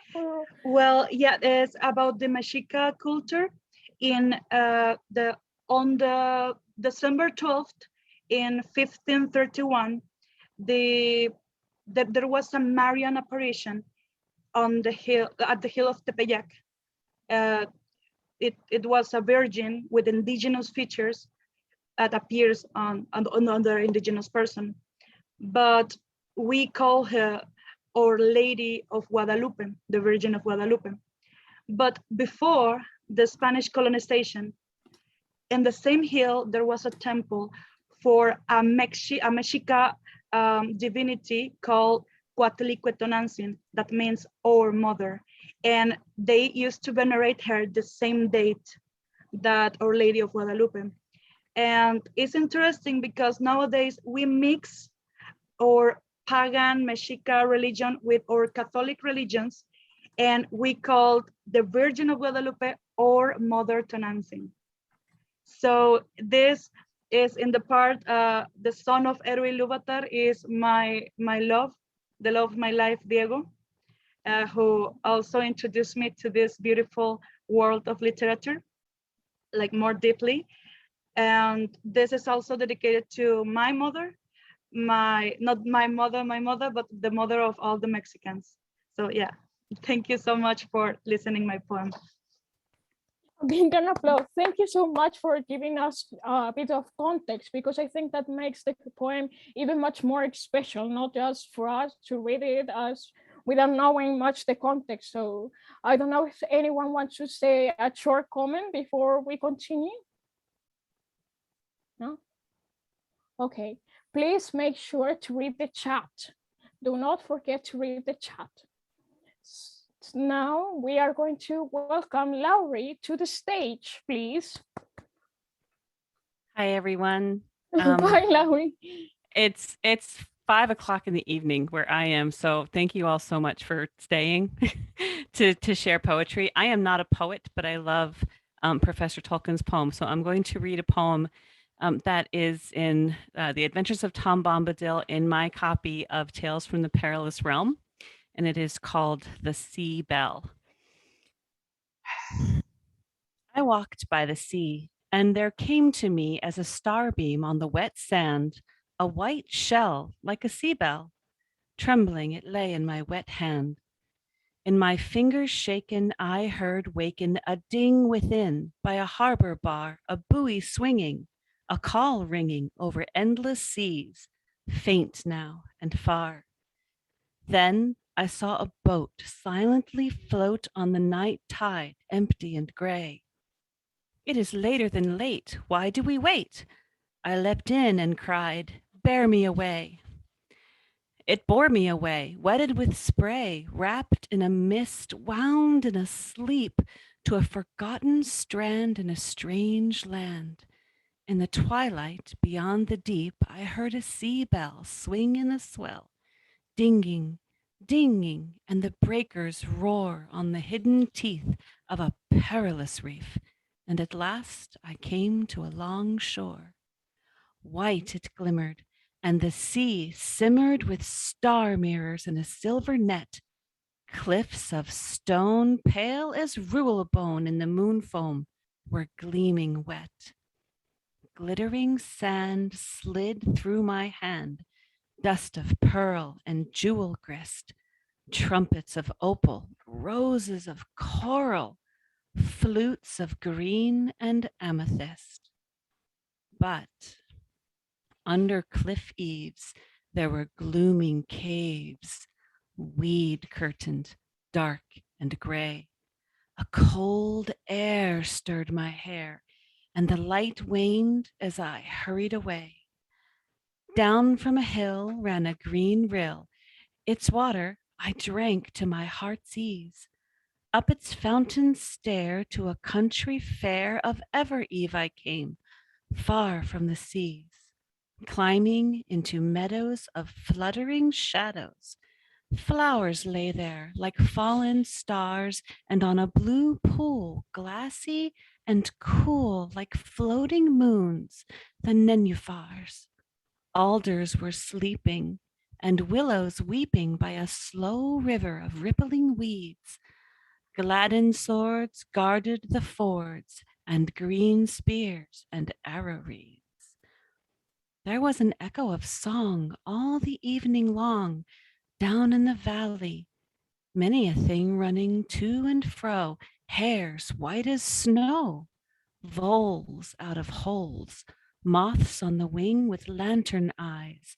In quiet surprise, brocks were staring out of dark doors. I heard dancing there, music in the air, feet going quick on the green floors. But wherever I came, it was ever the same. The feet fled, and all was still. Never a greeting, only the fleeting pipes, voices, horns on the hill. Of river leaves and the rush sheaves, I made me a mantle of jewel green, a tall wand to hold, and a flag of gold. My eyes shone like the star sheen. With flowers crowned, I stood on a mound, and shrill as a call at cockcrow, proudly I cried, why do you hide? Why do none speak wherever I go? Here now I stand, king of this land, with Gladden sword and reed mace. Answer my call, come forth all. Speak to me words, show me a face. Black came a cloud as a night shroud.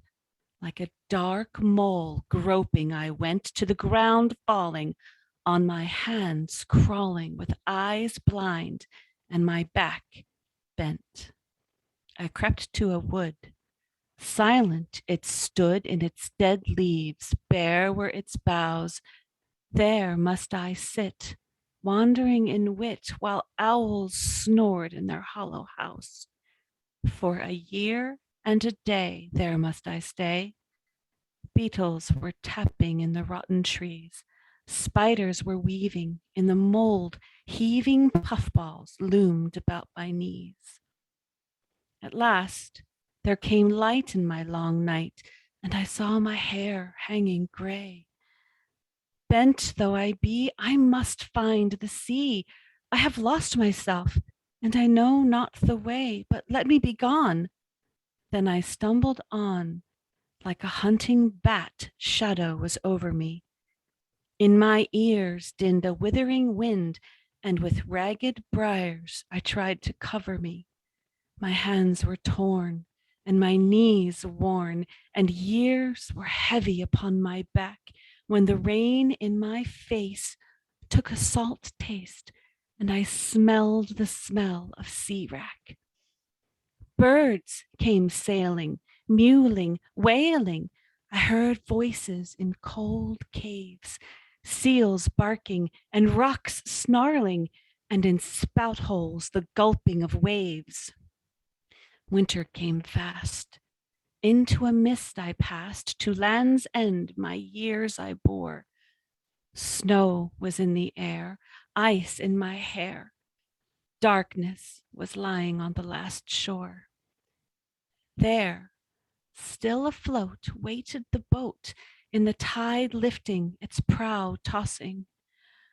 Weary I lay as it bore me away, the waves climbing, the seas crossing, passing old hulls clustered with gulls and great ships laden with light, coming to haven, dark as a raven, silent as snow, deep in the night. Houses were shuttered, wind round them muttered, roads were empty. I sat by a door, and where drizzling rain poured down a drain, I cast away all that I bore. In my clutching hand, some grains of sand, and a seashell, silent and dead. Never will my ear that bell hear, never my feet that shore tread. Never again, as in sad lane, in blind alley, and in long street, ragged I walk. To myself I talk, for still they speak not, men that I meet.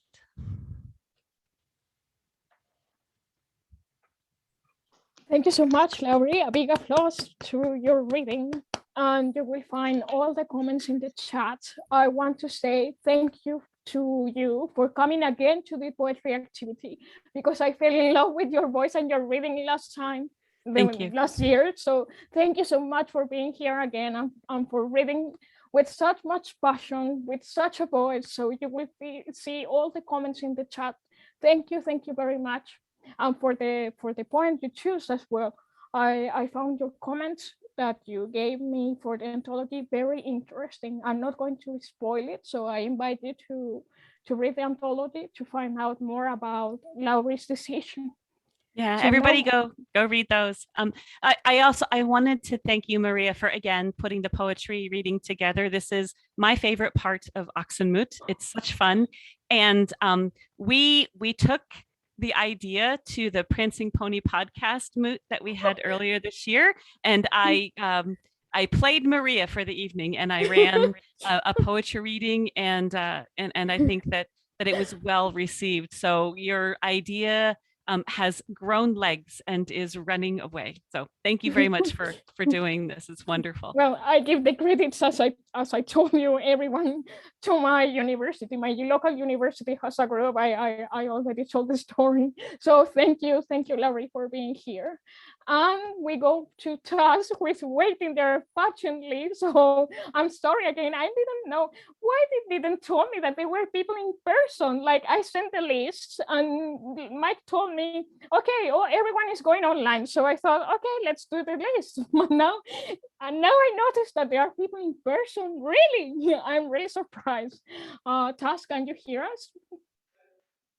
I did mention I was going to be here when I sent the video, but I did the video because I knew it would be past 1 a.m. I am way too tired to read it in person. Please just play the video. Okay, so I'm going to share the video you sent me. Let Different shortcomings. me... Can you see it there? Yay. But I think that I need to share the audio as well. Oh, where it is. Do you see it? It's at the bottom. It's a green button. Oh. We're seeing it, I think. Is everybody else seeing it? I'm seeing it. Yeah, so you've shared it, so you should just have to play. Because I'm sure that I'm not sharing the audio where it is. If you go back and share again, there's a little check box at the bottom that should say something like share computer audio. So when you first click the share screen button. Oh, so I stopped sharing my screen. Okay, stop sharing. Yep. And then now go to share again. And okay. when you do share again I think it's at the bottom of the screen, maybe on the left. There's a little box you check that may say share computer audio, something like that. Do you see it? No, wait a second. I have the song in Spanish, so I don't see the same thing. Right. No, sharing, two participants can sharing at the same time, who can share. En la parte de abajo dice compartir audio, te salen todas las ventanitas de, no sé, PowerPoint, whatever, en la parte de abajo dice compartir audio, y otra cosa, nada más le haces clic. No me sale, ¿dónde está el compartir en audio? No en la parte de abajo. ¿Dónde? No lo veo. Dice compartir pantalla, compartir varios participantes, opciones de compartir, más. Sí, en la parte de hasta abajo se supone O sea, que te sale una barrita con... Pícale en compartir pantalla y te va a salir un cuadro. Y en ese cuadro abajito hay opciones. Y dice ahí compartir sonido. Ya, perfecto, perfecto. Muchas gracias. Ahora sí, ya. Ahora sí. Gracias. Thank you so much. Now we did it. We did it. So here it's Cooper's Gollum's poems. Ask Gollum. Can you hear it? No, what's happening? Oh, there. Hello, my name is Taz Cooper, and I'm going to be reading my poem, Gollum's Tale. Do not be too eager to deal out death in judgment, for even the very wise cannot see all ends. Precious, precious, so we called it when we found that ring so bright. Killed for it, and curse us, crush us, they cast us out into the night. Lost in exile, in dark caverns, we outlived all we had known. 5 long 100 dark, dank years of fish and dampened life alone. Precious, precious birthday present soon became our only friend. Even orcs would shun, avoid us, left us lonely till the end. None to talk to, loved no longer, hating self and loving none. Moments stretching into centuries, only us, fish and the one.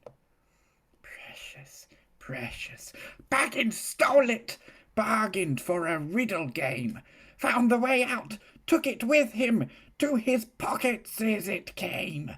So we left the mountain caverns, traced the precious many years, lonely still, hunted by rangers and by elves with pointed ears. Precious, precious, yes, we found it!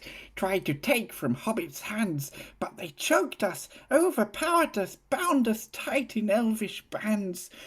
We served the master of the precious, so we vowed through tears and pain. And we served him, yes, till precious started taking hold again. Precious, precious, we'll not take you straight to him who wants you so. He would take you, break us, kill us. No, another way we know, back way, over highest mountains, not through great black iron gate. Secret, silent, softly creeping into shadowlands of hate. Precious, precious, yes, we want it. No, the master is our friend. Master likes us, master helps us. Follow master till the end. Bring nice rabbits for the hobbits. Eat them, juicy, fat. What we need's a few good taters. Fish and chips, we spit on that. Precious, precious, still it calls us, but still louder calls the cool water trickling, fishes splashing in the sweet forbidden pool. So we tries to catch a fishy, sudden arrows aim our way. Master, wicked, false and tricksy! Eat that fish and we will slay. Precious, precious calls the louder, for we trust no other now. Master promised to protect us. Master broke his solemn vow. So we will not serve the master, no, we leads them straight to her. Up the straight and winding stairs, then into dreadful spider's lair. Precious, precious, on the staircase, hobbits speak of stories told. Would you like to be the hero? Reaches something deep and old. For a single moment one might see a hobbit ancient spent.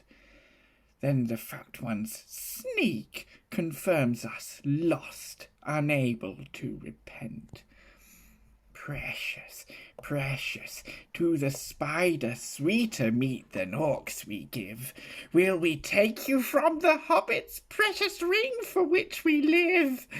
No, for orcs took the master, took him to the dark guard tower.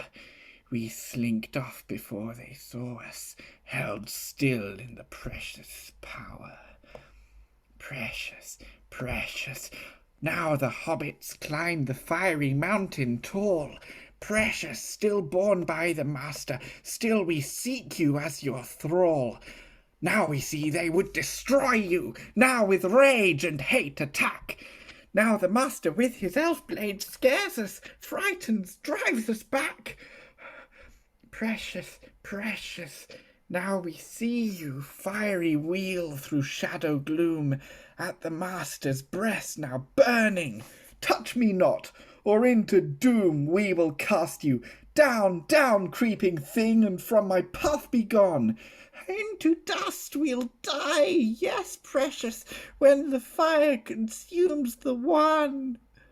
Precious, precious, up the mountain to the fiery crack so vast, master takes you to destroy you, but you destroy him at last. What I came to do I will not. No, I will not do this deed. The ring is mine, and hearing this we are consumed with jealous greed. Precious, precious, you are ours, ours only, and we smell him there. So we lunge and grip and fight and struggle with the empty air. Then we bite you off his finger, ours again, our one desire. Precious! With that cry we slip and fall with you into the fire. Precious, precious, so he called it. Though great treachery he wrought, yet through him the quest is ended, victory by means unthought. So the hobbits now forgive him, praising Smeagol, though through pain. Precious, precious, died too with him, so his end was not in vain. Oh, perfect. Oh, I love that. That is wonderful. Thank you. It is absolutely amazing. Thank you so much, Das. That was Brilliant work, Das. fantastic. Terrific, absolutely terrific. I kind of ruined it for myself because I realised immediately after writing it that it could be sung to the tune of Ode to Joy, but I almost feel like I like Smeagol now. Wow, that's what an amazing point of view. I've never seen the story through his eyes in that way before. That was amazing. something to do with it. No, when I received your poem, I must say that, oh, I felt so bad because I read your poem and I thought, oh, maybe the other participants are going to hate me for this revelation, but I was so in love with your poem that I was like, no, you can do this, you can do this. It's like choosing between children, but your poem was so amazing that I was in love with your poem.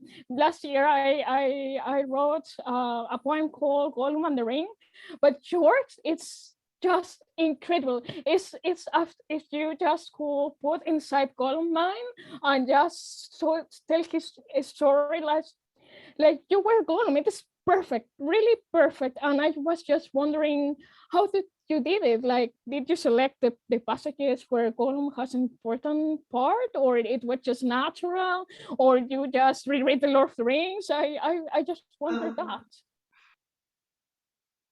Well, actually, it started when I was, I wrote it when I had just fallen out with a couple of friends. I was feeling very sort of bitter at them and feeling very Gollum-ish. Sort of not, and hiding in a room, not talking to anyone, not wanting to talk to anyone. I was like, I'm sort of really channeling a Gollum state of mind, and I just, and the idea of writing a poem from Gollum's perspective just sort of came up at that point. And I didn't mean it when I started to grow into an entire retelling of the whole story from Gollum's perspective, but it did. And then once I noticed it started growing beyond about 4 verses, I just made that my end goal and tried to work in as many book quotes and one film one as I could while squeezing to the meter. Count them, by the way. I think there are 10. But yeah, beyond that, there is not much to say about it. Thank you so much, Tas, and thank you so much for sending the Gollum reading, because you sent me 2 versions. But no, I could not stop hearing your Gollum's voice, because your Gollum voice was just perfect. Don't you think the same, the audience? Yes, indeed. Leslie, can you please read Charles Cooper the comments in the chat, please, that you did the other time? I can see them. Yes, I certainly will. Hang on, let me get to the right place here. Yes, okay. I do so love Taz's voice. Just wow. Okay, that's what we got. Good job. That was lovely. Thank you. A big round of applause again to Taz. Thank you. Thank you very much, Taz, for waiting on for the next time. Please tell me that you are going to be there in person, because again, I didn't know. I didn't have any idea. So it's not your fault, Maria. Don't worry. It wasn't your fault. I should have remembered it was hybrid and alerted you about the room in Oxford. So don't worry. It's okay. Okay. Sure, I did. Okay, and now we have Peter, who wanted to read his poem. Do we have time for Pete? Are you sure? Yeah. Yeah. What does the people from Oxford said? Do you agree that Pete can read? Yes, no, wrong. Like the wrong. I think it's fine. We're over time anyway. We might as well. Let's hear it. I'd love to hear it. 3 minutes, Okay. 4 minutes. That's all. Thank you very much. It's very presumptuous of me in 2 ways. One, because I was a late participant in the Oxonmoot, and so I didn't offer anything to Maria Fernanda, but also because this is my favorite poem from Tolkien, and I have very cheekily inserted an extra verse into it, which I'm rather worried about. But it's the Lament for Boromir, and in the Lament for Boromir, Aragorn speaks twice, and Legolas speaks once, and Gimli, of course, doesn't speak at all. And I just wondered what it would be like, what Gimli might have said if he had time to think about his verse. So I hope you don't mind. I've put this in. And I will read this if that's okay. So, for a while, the three companions remained silent, gazing after him. Then Aragorn spoke. They will look for him from the White Tower, he said, but he will not return from mountain or from sea. Then slowly he began to sing. Through Rohan, over fen and field, where the long grass grows, the west wind comes walking, and about the walls it goes. What news from the west, O wandering wind, do you bring to me tonight? Have you seen Boromir the Tall by moon or by starlight? I saw him ride over 7 streams, over waters wide and grey. I saw him walk in empty lands until he passed away into the shadows of the north. I saw him then no more. The north wind may have heard the horn of the son of Denethor. O Boromir, from the high walls westward I looked afar, but you came not from the empty lands where no men are. Then Legolas sang. From the mouths of the sea, the south wind flies from the sandhills and the stones. The wailing of the gulls it bears, and at the gate it moans. What news from the south, O sighing wind, do you bring to me at eve? Where now is Boromir the fair? He tarries, and I grieve. Ask not of me where he doth dwell. So many bones there lie on the white shores and the dark shores under the stormy sky. So many have passed down Anduin to find the flowing sea. Ask of the north wind news of them the north wind sends to me. O Boromir, beyond the gate the seaward road runs south, but you came not with the wailing gulls from the grey sea's mouth. And then Gimli sang. From Rhûn across Ithilien, the hungry east wind growls. By waning moon over Anduin and Pelennor it prowls. What news from the east, O bitter wind, do you bring to me at dawn? Where is the heir of Húrin's house? Afar I heard his horn. I chilled his back through Rohan's fields and into Dunan's plain. But once he passed the Hithaglir, I saw him not again. Why should I mourn for mortal days or care for those who flee? The north wind watched him make his way. Ask news from him, not me. O Boromir, the morning sun shone ever in your eyes, but you came not from the eastward roads where the grief of Gondor lies. Then Aragorn sang again. From the gate of kings the north wind rides, and past the roaring falls, and clear and cold about the tower its loud horn calls. What news from the north, O mighty wind, do you bring to me today? What news of Boromir the bold, for he is long away. Beneath Amon Hen I heard his cry, there many foes he fought. His cloven shield, his broken sword, they to the water brought. His head so proud, his face so fair, his limbs they laid to rest. And Rauros, golden Rauros falls, bore him upon its breast. O Boromir, the tower of guard shall ever northward gaze to Rauros, golden Rauros falls, until the end of days.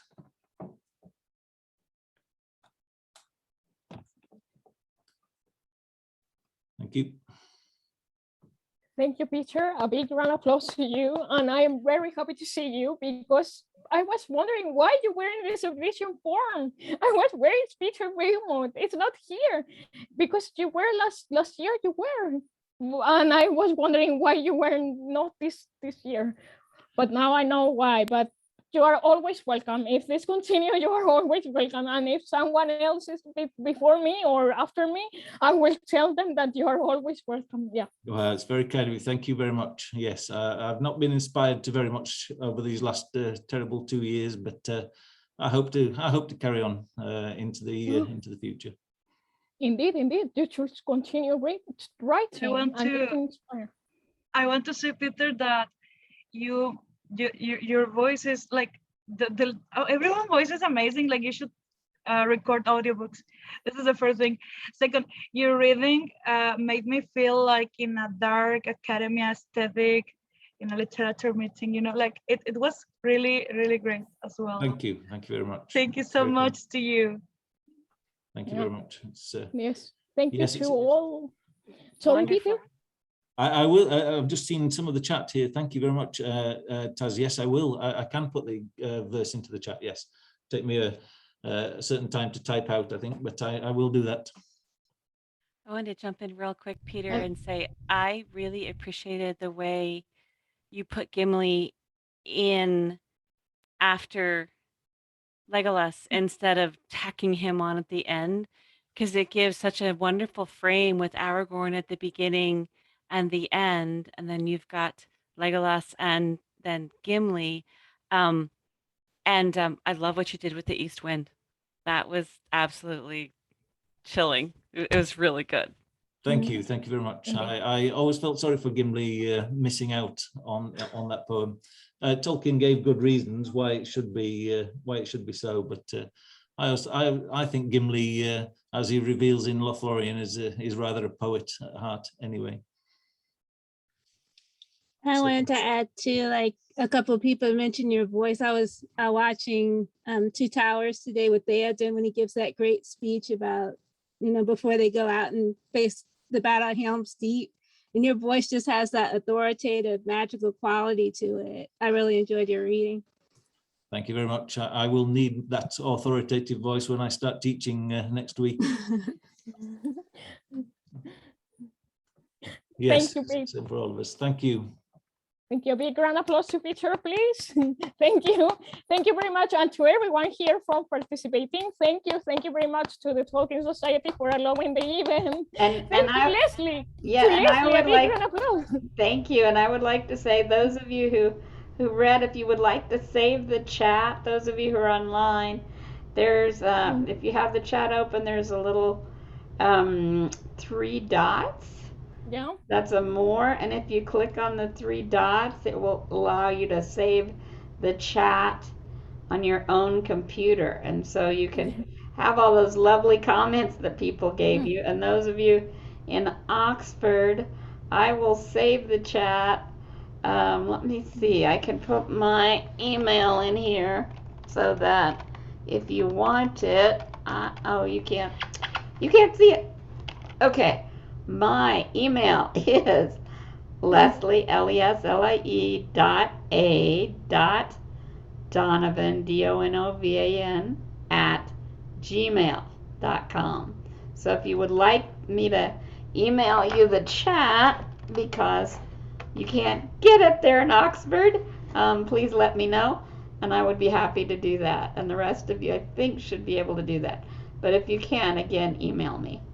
Okay, this has been wonderful. I think we should recommend to Tolkien Society that they do poetry for 2.5 hours next time, maybe divide it up into two sessions or something, right? All right, we'll recommend that. This was wonderful. I got my first degree in poetry before I became a Tolkien scholar, so this was lovely. Thank you for having me. Leslie. Thank you, Leslie. Thank you for volunteering, for being the steward, and for your patience. Thank you. A big round of applause to Leslie. Bye, everybody. Thank you. Bye. Thank you. Bye. Bye.